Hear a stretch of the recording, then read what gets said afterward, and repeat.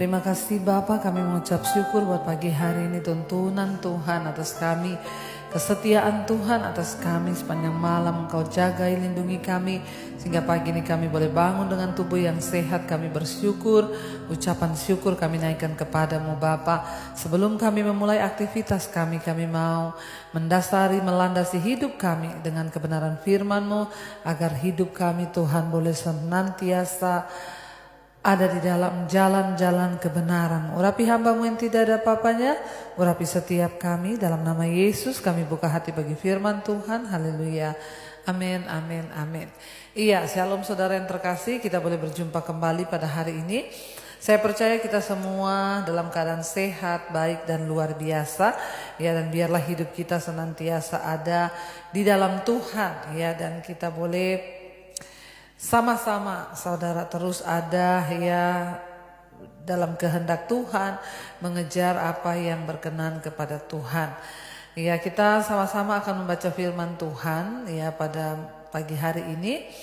Kita mulai baca dari ayat yang 2 Tesalonika ya, 2 Tesalonika pasal yang ketiga saudara ya.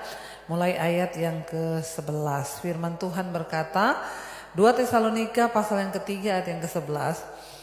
Kami katakan ini karena kami dengar bahwa ada orang yang tidak tertib hidupnya dan tidak bekerja, melainkan sibuk dengan hal-hal yang tidak berguna.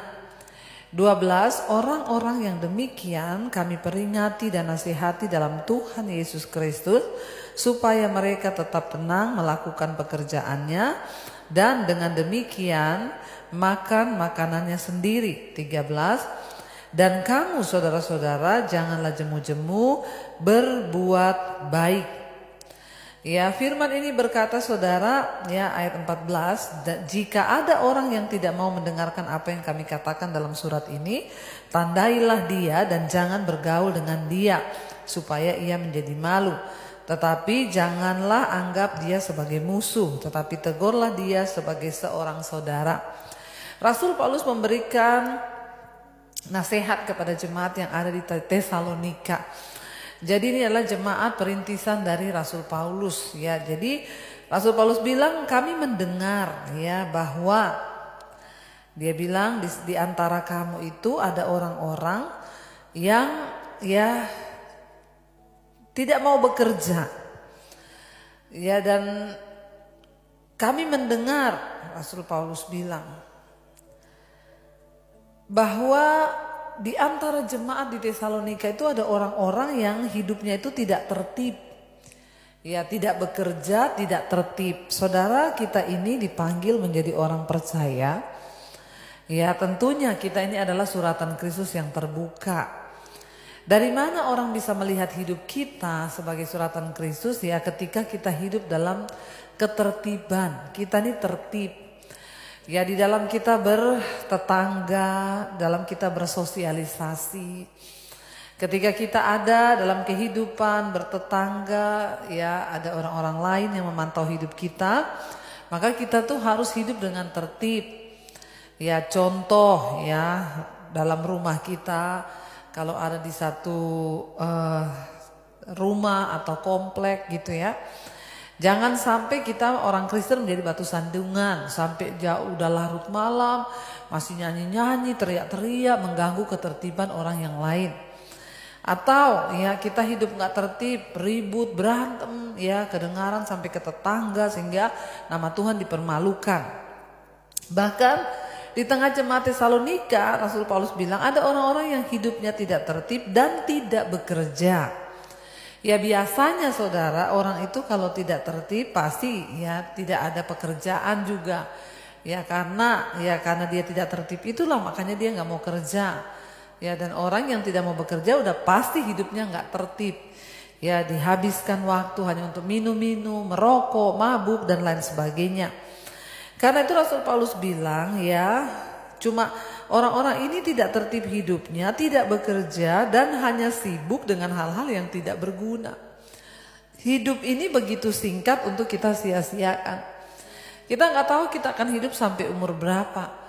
Tapi mari saudara, waktu Tuhan beri kita kesempatan hidup, Ya, pergunakan itu sebaik-baik mungkin. Setidaknya jangan menjadi batu sandungan dalam keluarga, rumah tangga, dan juga bagi orang yang ada di sekitar kita.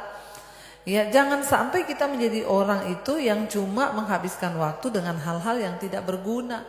Mari setiap hari kita itu introspeksi, Tuhan, sepanjang hari ini apa yang sudah aku lakukan yang itu berguna untuk Tuhan, berguna bagi sesamaku. Jadikan hidupku ini bermanfaat bagi orang lain, saudara.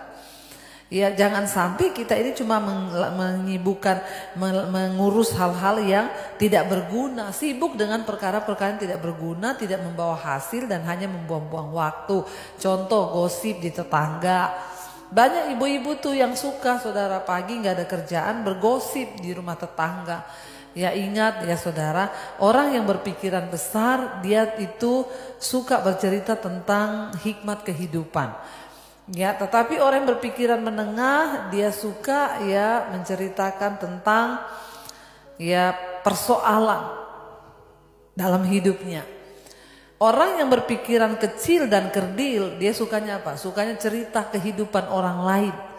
Sukanya cerita orang, ya. Kalau sudah ketemu yang diceritakan si A, si B, si C, si D. Sehingga hidup kita ini menjadi tidak bermakna, tidak berguna. Bahkan kalau gosip itu bisa menghabiskan waktu berjam-jam. Bertobat ya. Rasul Paulus berkata di sana, orang-orang yang demikian kami peringati dan nasihati dalam Tuhan Yesus Kristus.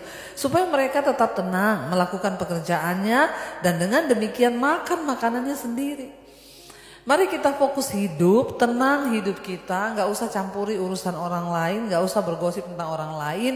Kerjakan saja apa yang patut kita kerjakan supaya hidup kita ini tidak menjadi batu sandungan. Ya, kerjaannya cuma minta-minta uang, utang-utang kanan kiri. Karena apa saudara? Hidupnya tuh gak berguna. Ya, coba kita mau kembangkan hidup kita dengan melakukan hal-hal yang bermanfaat.